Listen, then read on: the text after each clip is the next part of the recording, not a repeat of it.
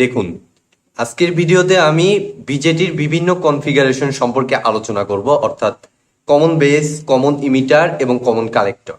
এটার যে বেসিক সার্কিটটা কিভাবে কাজ করে তো না, জাস্ট সার্কিট ডায়াগ্রামটা আজকে আমি দেখিয়ে দেবো। এরপরে আমি প্রত্যেকটির বিস্তারিত আমি আলোচনা করব। তো ভিডিওটি খুবই গুরুত্বপূর্ণ, অবশ্যই ভিডিওটি আপনারা স্কিপ না করে সম্পূর্ণ দেখার চেষ্টা করুন, কারণ এইরকম কনফিগারেশনের সার্কিট কিন্তু আমাদের বিভিন্ন কম্পিটিটিভ পরীক্ষায় আসে।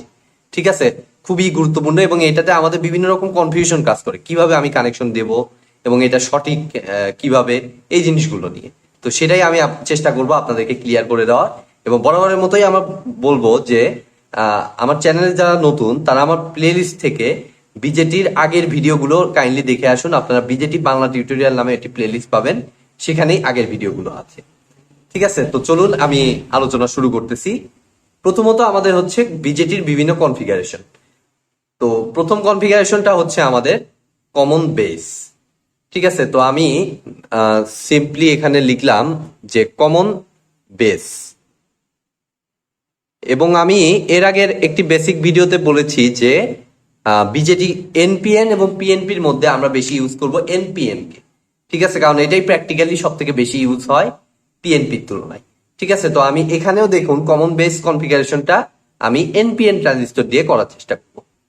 তো কমন বেস কানেকশনটা নিতে হলে আমাদের প্রথমত চিন্তা করতে হবে আমাদের বেসটাকে কমন নিতে হবে। অর্থাৎ আমি বেসটাকে দেখুন আমি মাঝখান দিয়ে আমি দিয়ে দিলাম। ঠিক আছে, যেহেতু বেসটাকে কমন, ইনপুট এবং আউটপুট সাইডের কমন, অর্থাৎ সেই কারণে আমাদের এদিক দিয়ে এদিক দিয়ে। ঠিক আছে,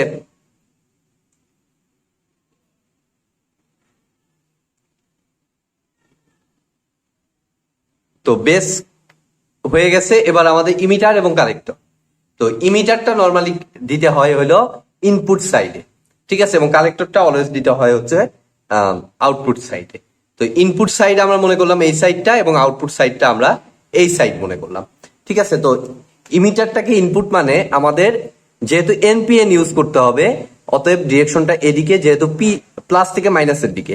ঠিক আছে, সেই কারণে এটা হবে পি, এটা এন এবং এটা এন। ঠিক আছে, এই এনপিএন ট্রানজিস্টর এবং যেখানে ডিরেকশন থাকে সেটা হলো আমাদের ইমিটার। তাহলে এটাকে আমি সিম্পলি ইমিটার মনে করলাম। ঠিক আছে, এবং এটা হচ্ছে আমাদের কালেক্টর। Very simple. এবার আমরা যে কাজটা করব, জাস্ট আমরা বায়াসিং করব। ঠিক আছে, বায়াসিং ভোল্টেজটা আমাদের দিতে হবে। তো বায়াসিং ভোল্টেজটা দেওয়ার আগে আমাদের একটু কারেন্টের ডিরেকশনটা একটু নিশ্চিত করতে হবে।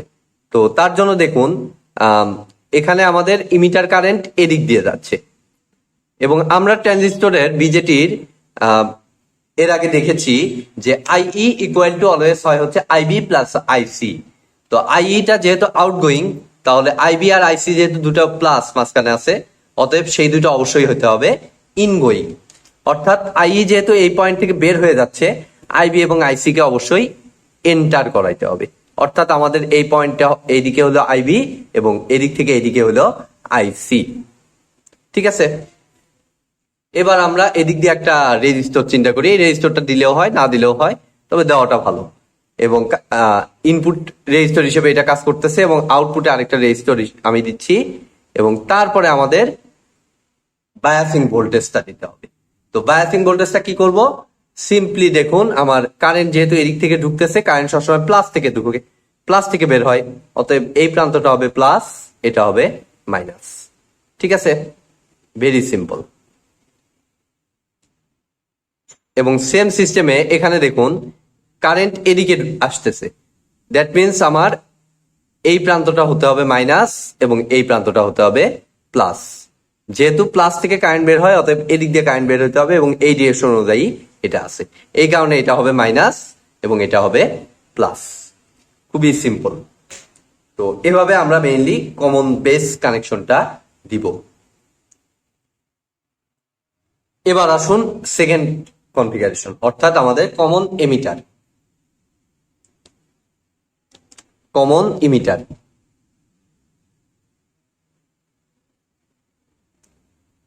তো এটার জন্য আমাদের সার্কিট পুরোপুরি আমি মুছে ফেলে নতুন করে আমি করতেছি, দেখুন। আচ্ছা, তার আগে আমি আরেকটা জিনিস বলে নেই, আপনাদের হয়তো কনফিউশন থাকতে পারে, আমি আরেকবার আগেরটা আঁকিয়ে নিয়ে আমি এটা বলে দিচ্ছি। কমন বেস কিভাবে,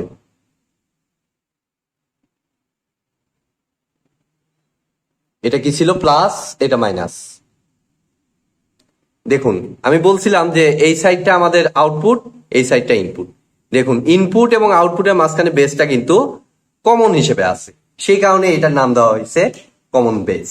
ঠিক আছে, এই পয়েন্টটাই জাস্ট আমি বলার জন্য আমি আরেকবার আঁকিয়ে ফেললাম কমন বেস। এবার আসুন আমরা কমন ইমিটার আঁকাবো।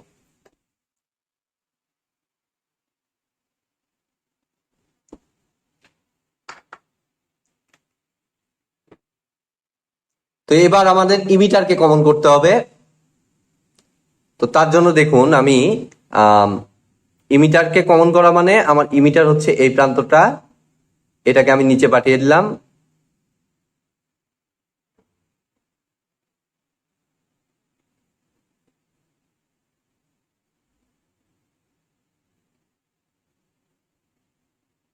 তাহলে এটা বেস এবং যেখানে ডিরেকশন থাকে সেটা হচ্ছে ইমিটার, এটা কালেক্টর, এবং এটা অবশ্যই এনপিএন।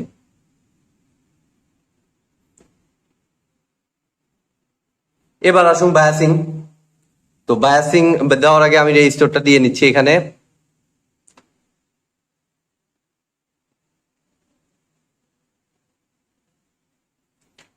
এবার দেখুন সেম সিস্টেম, আইই যেহেতু এদিক দিয়ে বের হচ্ছে, আইই যেহেতু আউটগোয়িং, তার মানে আইবি এবং আইসি অবশ্যই ইনগোয়িং, অর্থাৎ আইবিটা এদিক থেকে এখানে ঢুকবে, আইসিটা অবশ্যই আমার ঢুকতে হবে। ঠিক আছে, ব্যাস। এবার জাস্ট কারেন্ট এদিক থেকে এদিকে ঢুকতেছে মিনস এটা হবে প্লাস, এটা মাইনাস। একইভাবে কারেন্ট এদিক থেকে এদিকে ঢুকতেছে মানে এটা প্লাস, এটা মাইনাস। এবং সিম্পলি যদি আমরা এখন দেখি, এই সাইডটা হবে ইনপুট, এই সাইডটা হবে আউটপুট, এবং ইনপুট এবং আউটপুটের মাঝখানে ইমিটারটা কিন্তু কমন আছে, অর্থাৎ এইটাকে মেইনলি আমরা বলবো কমন ইমিটার কনফিগারেশন। ঠিক আছে, ভেরি সিম্পল। এবং এটাকে আমি বললাম আরবি রেজিস্টর, এটা আমার আরসি রেজিস্টর।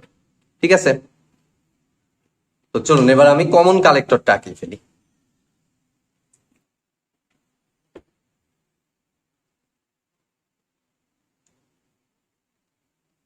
এবার আমাদের কালেক্টরকে কমন করতে হবে।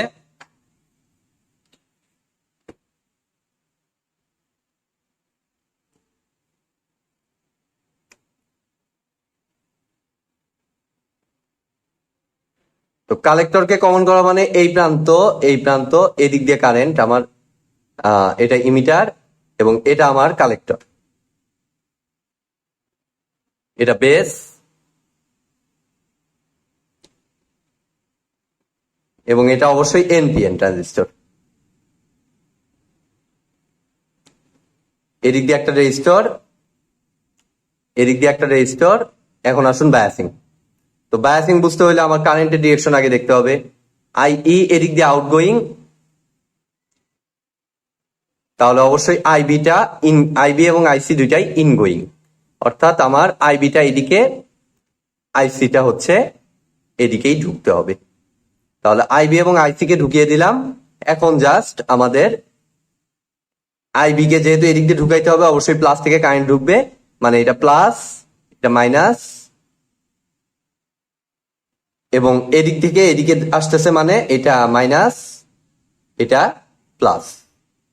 ঠিক আছে, যেহেতু এদিকে আসতেছে মানে এই প্লাস দিয়ে বের হবে, মানে এই ডিরেকশন অনুযায়ী দিতে হলে এটাকে প্লাস, এটাকে মাইনাস করতে হবে। তো এই হচ্ছে আমার বিজেটির বিভিন্ন configuration, common emitter, common base এবং কমন কালেক্টর। ঠিক আছে, এগুলো নিয়ে আমাদের অনেক কনফিউশন থাকে, তো আমি চেষ্টা করেছি আপনাদের সব ধরনের কনফিউশনটা ক্লিয়ার করে দেওয়ার।